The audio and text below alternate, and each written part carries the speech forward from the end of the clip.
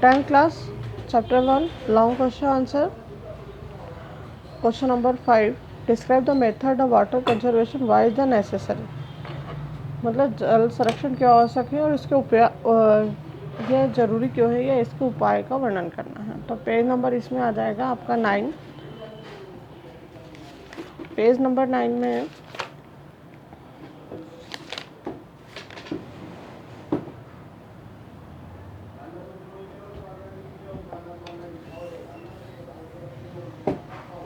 ये आपका page number 8 पे जो लास्ट पैराग्राफ की 2 लाइनें दे रखी है, problem and conservation of water resource, ये आपकी दोनों लाइनें कम्प्लीटली ये पूरी हो जाएंगी। Water resource problem, the multifaceted the pretend the ability, use the quality and management at the time of the independence. Sufficient water is the available for irrigation in industries, but now is due to population growth the insufficient. मतलब पानी की जो तकलीफ है या पानी की जो ज़रूरत है वो क्यों होती है। तो ये हम इसमें देखते हैं कि जल संसाधन में बहुत सारी समस्या होती है। सबसे पहले तो जैसे कि जनसंख्या बढ़ती जाती है तो पानी का उपयोग भी बढ़ता जाता है और पानी का उपयोग बेसिक ज़रूरतों के साथ साथ हमें उद्योग क्षेत्र, खेती के लिए भी बहुत ज़्यादा बढ़ता जाता है, तो जिसके कारण हमें पानी की समस्याएं उत्पन्न होती है, क्योंकि ये सारे काम भूमिगत जल के द्वारा ही उपयोग किया जाता है, या ये कह सकते हैं प्योर वाटर, या जो शुद्ध पानी, जो मीठा पानी कह सकते हैं हम, क्योंकि पृथ्वी पर 71% पानी है, परंतु वो पानी खारा है जो हमारे लिए या हमारे दैनिक जीवन के लिए उपयोगी नहीं है। पृथ्वी के भूमिगत जो पानी है वो पृथ्वी के लिए उपयोगी होता है। इसलिए हम यहाँ पे देखते हैं, यहाँ तक इनसफिशिएंट तक लगाएंगे, उसके बाद 2 लाइन छोड़ के there for the reliable utilization in the conservation and management of the water resource have become the necessary, यहाँ तक लगा लीजिए। और फिर उसके बाद ये नीचे जो आपके 3 पॉइंट दे रखे हैं जो कि अपन शॉर्ट का, तो ये पूरे, तो ये लॉन्ग का 5th हो गया आपका। इसके बाद आपका अगला क्वेश्चन है 6 वाला, describe direct and indirect advantage of the forest. तो पेज नंबर 10 और 11 पे डायरेक्ट और इनडायरेक्ट एडवांटेज, जो कि direct benefit from the forest और indirect.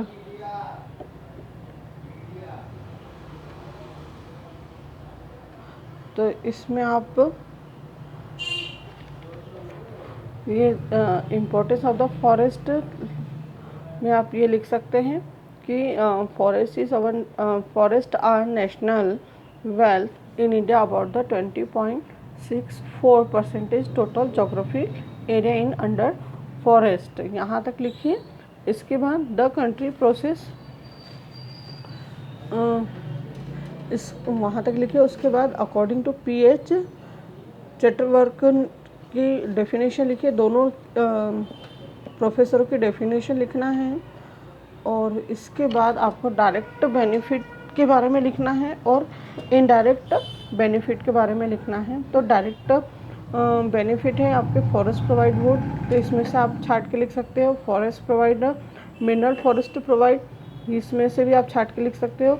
Forest provide minerals for basic industries, तो ये आप उतने लिख लीजिए। ग्रासिंग लैंड है for animal employment for changing, आप ये 1 2 3 4 5 6 7 8 पॉइंट है, तो आप इसमें से अपने सुटेबल के हिसाब से लिख सकते हैं।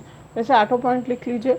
उसके बाद इनडायरेक्ट बेनिफिट जो आपके हैं, तो ये इनडायरेक्ट बेनिफिट में आपका डेफिनेशन नहीं लिखनी है। कंट्रोल सॉइल इरोजन, जो इनडायरेक्ट बेनिफिट है। कंट्रोल द क्लाइमेट है, चेक फ्लोड है, control explanation of the desert area है, फिर रेन वेवर्स है, इंक्रीज वाटर लेवल है, इंक्रीजिंग सॉइल फर्टिलाइजर है, तो ये यहाँ तक फिर effect the quality of oxygen, ये आप चाहो तो इसमें से छाट के लिख सकते हो, और नेचुरल ब्यूटी। तो ये इसमें से आपका लॉन्ग का छठा कंप्लीट हो गया आंसर। इसके बाद आपका आता है question number 7, describe the afford the government in forest conservation. तो ये आपका पेज नंबर 12 एंड 13। तो इसमें आप एक सेकेंड,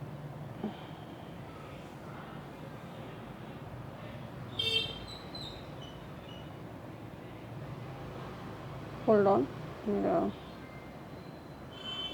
एक सेकेंड। क्वेश्चन नंबर कौन सा?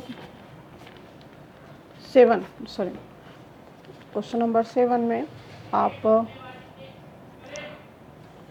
क्वेश्चन था describe the afford the government forestry conservation. तो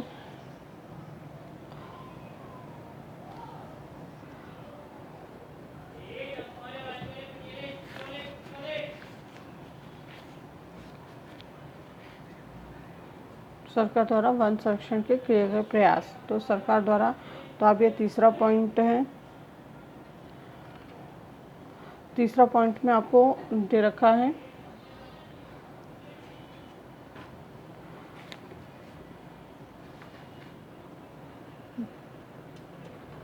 इसमें आपका ये थर्ड वाला जो पॉइंट दे रखा है, in 1919-20 year national forest according to programme to launch to make national forest policy. तो ये पूरा ऊपर का लिख लेना। उसके बाद establishment the central forest commission, तो इसमें से आप छाट के लिख सकते हैं, है ना। उसके बाद है इंडियन फॉरेस्ट सर्वे ऑर्गेनाइजेशन, ये फिर उसके establish in the forest research and education, establishment of wood craft training centre, state forest development corporation और Indian institute of the forest management. तो आप इसमें से 6 पॉइंट इधर हो गए पेज नंबर 12 पे। और उसके बाद है आपका फॉरेस्ट कंजर्वेशन एक्ट, वन महोत्सव, सोशल फॉरेस्ट्री, जो कि अपन ने शॉर्ट और वेरी शॉर्ट में देखी थी, शॉर्ट में देखी थी और वेरी शॉर्ट में। और ये 1 ट्री एवरी चाइल्ड, चाहो तो इसको आप इस पैराग्राफ को मत लिखना। इसके बाद है आपका जॉइन द फॉरेस्ट मैनेजमेंट, ये आपके 10 पॉइंट कर लीजिए। 6 हो गए, 7, 8, 9, 10 पॉइंट आपके इसके अंतर्गत आ जाते हैं। तो ये क्वेश्चन नंबर 7 कंप्लीट हो गया। उसके बाद होता है, अरे sorry, why is wild life conservation necessary, what are the major of the wild life conservation. इसके वन्य जीव वन्य प्राणी संरक्षण क्यों आवश्यक है और वन्य प्राणी संरक्षण के उपाय। तो पेज नंबर 13 पे wild life and the endangered species में जो आपका पॉइंट दे रखा है, स्टार्टिंग से लेके तीसरी line, animal wild life are not one of the important forest resource become they provide many useful product and important source the government revenue. Man has the destroyed wildlife the among with the forest actually due the which acceptance of wildlife is the in danger। यहाँ तक लगाएं। उसके बाद last एक line, ये last में, यही line के लास्ट में, it same that in index few years some spice the animal are the threatened with the extension they have to be saved for the illogical balance। इसलिए यहाँ तक definition या introduction के रूप में लिखेंगे। उसके बाद आपके जो conservation of the wild life के बारे में दे रखा है, तो ये इसके 5 पॉइंट दे रखे हैं, ये 5 पॉइंट लिखेंगे। अब ये हो गया आपका चैप्टर फिनिश, जिसमें हम लोगों ने वेरी शॉर्ट और लॉन्ग क्वेश्चन आंसर देखे थे। आप चाहो तो जो आपके ऑब्जेक्टिव दे रखे हैं, choose the correct, fill in the blanks, match the column, आप लोग ये खुद कर सकते हैं। और इसके बाद कल हम पढ़ेंगे chapter number 2 resource of India. अभी तक रिसोर्स ऑफ इंडिया का फर्स्ट पार्ट पढ़ रहे थे, अब अपन पढ़ेंगे रिसोर्स ऑफ इंडिया का सेकेंड पार्ट। तो फर्स्ट रिसोर्स ऑफ इंडिया के फर्स्ट पार्ट में अपन ने सॉइल, वाटर, फॉरेस्ट और वाइल्ड लाइफ देखा था, और सेकेंड पार्ट में अपन देखेंगे कि agriculture, crops, minerals and power resource. इसके बारे में हम डिटेल में कल से पढ़ेंगे।